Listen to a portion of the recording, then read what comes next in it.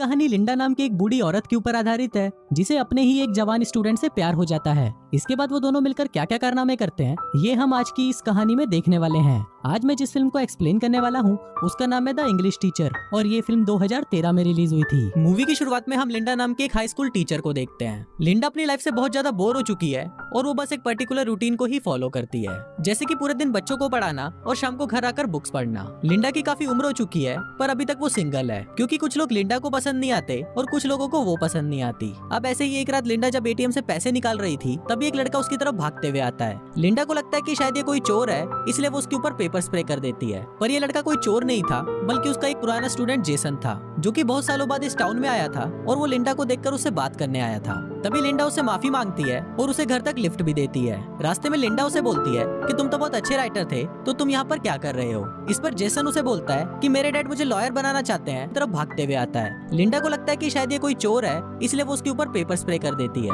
पर ये लड़का कोई चोर नहीं था बल्कि उसका एक पुराना स्टूडेंट जेसन था जो कि बहुत सालों बाद इस टाउन में आया था और वो लिंडा को देखकर उससे बात करने आया था। तभी लिंडा उससे माफी मांगती है और उसे घर तक लिफ्ट भी देती है। रास्ते में लिंडा उसे बोलती है कि तुम तो बहुत अच्छे राइटर थे तो तुम यहाँ पर क्या कर रहे हो। इस पर जेसन उसे बोलता है कि मेरे डैड मुझे लॉयर बनाना चाहते हैं पर मुझे राइटर बनना है इसलिए मैं यहाँ पर भाग आया हूँ।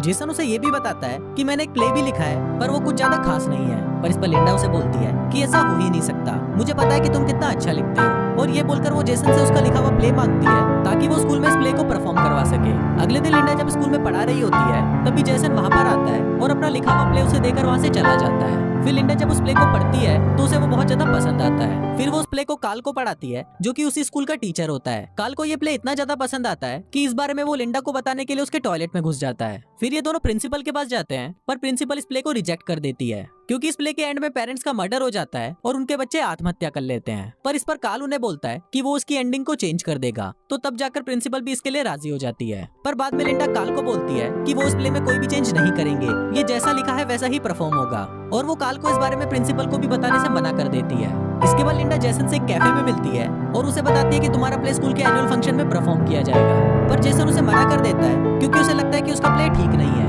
पर लिंडा उसे फोर्स करते हुए बोलती है कि प्ले का सारा खर्चा वो उठाएगी और वो जेसन को इसके लिए मना लेती है। इसके बाद ये सभी लोग प्ले की तैयारी में लग जाते हैं, पर तभी वहाँ पर जेसन के डैड आ जाते हैं और वो उसे अपने साथ ले जाने लगते हैं। पर तभी लिंडा भी वहाँ पर आ जाती है और वो उसके डैड को जेसन को ले जाने से मना कर देती है। दरअसल अब लिंडा जेसन को पसंद करने लगी थी और वो उसे अपने से दूर नहीं करना चाहती थी। तभी अचानक जेसन के पेट में दर्द होने लगता है और लिंडा उसे क्लास में ले जाकर उसे मेडिसिन देती है। इसी दौरान जेसन लिंडा को किस कर लेता है। अब लिंडा पहले तो शॉक्ड हो जाती है पर थोड़ी देर बाद वो भी जेसन पर टूट पड़ती है और फिर वो दोनों वहीं पर ही घपाघप करना शुरू कर देते हैं। अब अगले दिन लिंडा को बहुत गिल्ट फील हो रहा था क्योंकि जेसन उसका स्टूडेंट था और उसने उसी के साथ ही घपाघप कर लिया था, इसलिए वो अगले दिन जेसन के पास आती है और उसे बोलती है कि आज के बाद ऐसा वापस नहीं होगा।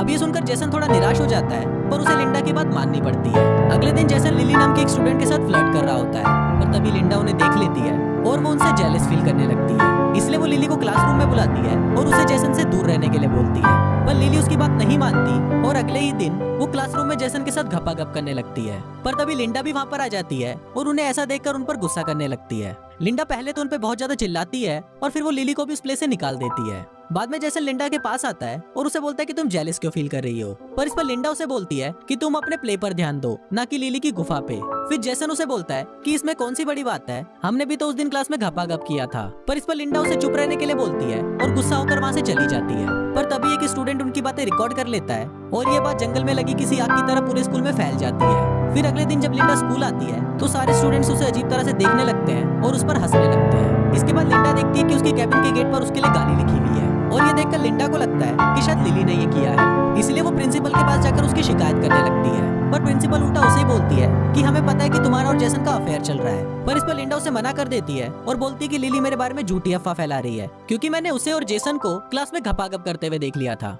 ये सुनकर प्रिंसिपल को गुस्सा आ जाता है कि एक स्टूडेंट अपनी टीचर के बारे में ऐसी बातें कैसे कर सकती है, इसलिए वो सीधा उसे पूछने के लिए उसके पास जाती है। वहाँ लिंडा उन्हें रोकने की कोशिश करती है पर प्रिंसिपल नहीं मानती। वो सीधा लिली के पास जाकर उससे ये पूछती है कि क्या तुमने क्लास में घपाघप किया था, पर इस पर लिली उसे मना कर देती है और बोलती है कि ये सब झूठ है, असलियत में तो लिंडा और जेसन का अफेयर चल रहा है। प्रूफ के लिए वो उन्हें वो वीडियो भी दिखाती है जो उस दिन उस स्टूडेंट ने रिकॉर्ड किया था। इसके अलावा प्रिंसिपल को ये भी पता चल जाता है कि प्ले की एंडिंग में कोई भी चेंजेस नहीं किए गए। अब ये सब देखकर लिंडा बहुत ज्यादा डर जाती है और वहाँ से भागने लगती है और तभी प्रिंसिपल भी उसे स्कूल से निकाल देती है। अब लिंडा ड्राइव करते हुए रोने लग जाती है जिस वजह से उसका ध्यान रोड पर नहीं होता, इसलिए उसका एक्सीडेंट हो जाता है और उसे उसे हॉस्पिटल में एडमिट किया जाता है, पर वहाँ पर डॉक्टर और कोई नहीं बल्कि जेसन के डैड होते हैं। लिंडा उन्हें देखकर रोने लग जाती है और उन्हें बताती है कि उसका और जेसन का अफेयर चल रहा था। अब ये सुनकर जेसन के डैड उस पर बहुत गुस्सा हो जाते हैं, जिस वजह से लिंडा वहाँ से भागकर वापस अपने घर आ जाती है। कुछ देर बाद कार्ल उसे फोन करता है और उसे इस प्ले को कंप्लीट करने के लिए बोलता है, पर लिंडा उसे मना कर देती है और बोलती है कि वो इस प्ले में अब काम नहीं करेगी। अगले दिन प्रिंसिपल लिंडा के घर आती है और उसे बताती है कि कार्ल को हार्ट अटैक आया है और उसे हॉस्पिटल में एडमिट किया गया है। वो लिंडा को ये भी बताती है कि हम इस प्ले की 18,000 की टिकट्स बेच चुके हैं। अब अगर ये प्ले नहीं हुआ तो हमारा स्कूल खत्म हो जाएगा, और इसी टेंशन को लेकर कार्ल को भी हार्ट अटैक आ गया है। इसलिए हम लोग चाहते हैं कि तुम इस प्ले की एंडिंग लिखो, जिससे स्कूल में तुम्हारी पोजीशन भी अच्छी हो जाएगी और तुम्हें वापस तुम्हारी जॉब भी मिल जाएगी। लिंडा उन्हें बोलती है कि आप ये काम जेसन से क्यों नहीं कराती, तो उस पर प्रिंसिपल उन्हें बोलती है कि मैंने जेसन से इस बारे में बात की थी, पर वो उसकी एंडिंग को चेंज नहीं करेगा।